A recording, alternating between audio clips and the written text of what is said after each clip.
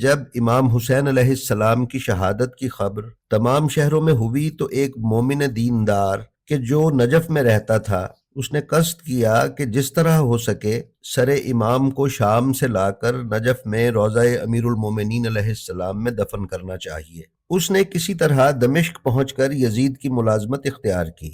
اتفاق سے جس کنویں میں مظلوم کربلا کا کٹا ہوا سر رکھا ہوا تھا اسی کنویں کی پاسبانی اس کے سپرد ہو گئی۔ وہ دیندار روز سر انور کو باہر نکال کر زیارت کیا کرتا تھا اور امام حسین علیہ السلام کی بے کسی اور مظلومی پر روتا تھا۔ ایک دن موقع پا کر اس نے امام کے کٹے ہوئے سر کو رومال میں رکھا اور نجف کی طرف روانہ ہو گیا۔ جب یزید کو معلوم ہوا تو اس کی گرفتاری کے لیے فوج روانہ کی، مگر آپ اسے امام حسین کا اعجاز کہیے کہ اس کو کوئی نہ دیکھتا تھا مگر وہ سب کو دیکھتا تھا۔